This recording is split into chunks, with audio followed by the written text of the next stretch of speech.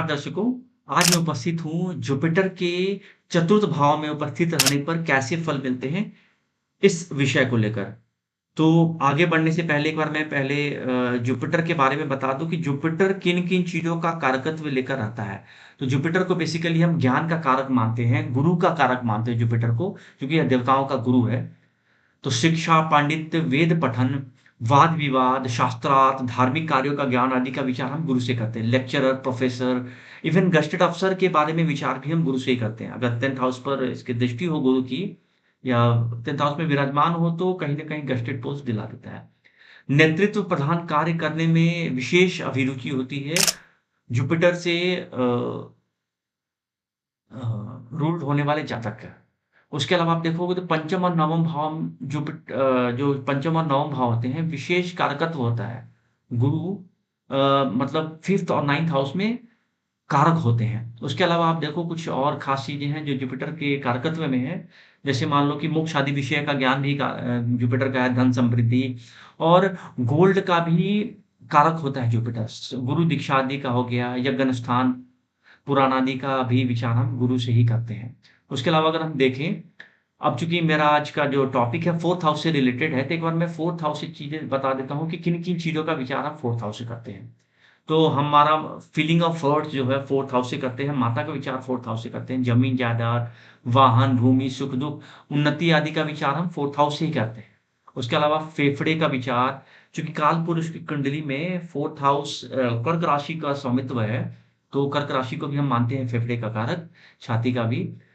उसके अलावा देखो तो 4th हाउस रक्त का भी कारक है और जनता का भी कारक है। पॉलिटिशियन की कुंडली में 4th हाउस काफ़ी स्ट्रॉन्ग होता है। ठीक है? और आप देखोगे तो आपका स्वभाव कैसा होगा, आपका बर्थ प्लेस भी डिसाइड होता है 4th हाउस से ही। जलीय वस्तुओं का विचार भी हम 4th हाउस से ही करते हैं। तो इन सब चीज़ों का कारकत्व है 4th हाउस के पास। अब चूँकि हमारा 4th हाउस में जुपिटर कैसा रिज़ल्ट देता है, तो उसके बारे में हम देखते हैं कि अगर चतुर्थ भाव में जुपिटर बैठेगा, तो आप देखो कहाँ-कहाँ दृष्टि देगा। तो आपके कर्म स्थान पर दृष्टि देकर यह आपके कर्म को तो सबसे पहले अच्छा कर देगा। चूँकि कर्म का स्थान है और जुपिटर चूँकि गंगाजल की तरह काम करता है, तो ये आपके कर्म को अच्छा कर देगा, आप अच्छे कर्म करने वाले होगे। सुख में कभी कमी नहीं होगी, अचल संपत्ति से युक्त होगे आप और काफ़ी बुद्धिमान होगे, दूध, घी आदि से संपन्नता आपकी रहेगी और आपका मन भी बड़ा पवित्र होगा। तीक्ष्ण बुद्धि वाले होंगे आप, ठीक है? और ऐसा ही चतुर्थी से अगर बलि हो और चंद्रमा और शुक्र के साथ बैठ जाए गुरु, तो शुभ वर्गों में हो अगर जो वर्ग कुंडली है उसमें भी शुभ वर्गों में हो, तो ऐसे जातक को लग्ज़री वाहन की कभी कमी नहीं होती है। लग्ज़री वाहन उसको प्राप्त होते हैं और बहुत सारे खेत मकान होंगे, ज़मीन होंगे बहुत सारे, उसके अलावा वाहन की भी प्राप्ति होती है।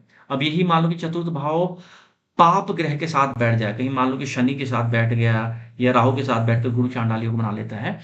तो इन सब ऐसे अगर कुछ पाप ग्रहों के साथ युति हो जाए गुरु की, तो जातक का क्षेत्र और वाहन से रहित होता है ऐसा जातक। भूमि की प्राप्ति नहीं हो पाएगी, अच्छे घर-मकान की प्राप्ति नहीं हो पाएगी, वाहन भी प्राप्त करने में इसको कष्ट होगे। उसके अलावा पराए घर में उसको निवास करना पड़ेगा और जगह की उसके पास कमी रहेगी। माता को भी कहीं न कहीं कष्ट को इंगित करता है ऐसा जातक और अपने बंधु-बांधवों से भी द्वेष रखता है। तो कुल मिलाकर देखिए तो अगर शुभ दृष्टि में गुरु है, शुभ प्लेस्ड है तो आपको अच्छे रिज़ल्ट देंगे गुरु से रिलेटेड, अदरवाइज़ यह आपको कष्ट ही कष्ट देगा। कष्ट तो बहुत ज़्यादा, क्योंकि गुरु की का नेचर कष्ट का तो नहीं होता है वैसा ज़्यादा, लेकिन कुछ न कुछ पीड़ित होने पर आपको प्रभाव दे ही देता है। तो उम्मीद करता हूँ कि आपको वीडियो अच्छा लगा होगा और अगर ऐसा कुछ आपने अनुभव किया है, जो चीज़ें मैंने बताई हैं, तो मेरे कमेंट बॉक्स में ज़रूर लिखें, मुझे अच्छा लगेगा। अंत तक मेरे साथ वीडियो में बने रहने के लिए बहुत-बहुत धन्यवाद। नमस्कार।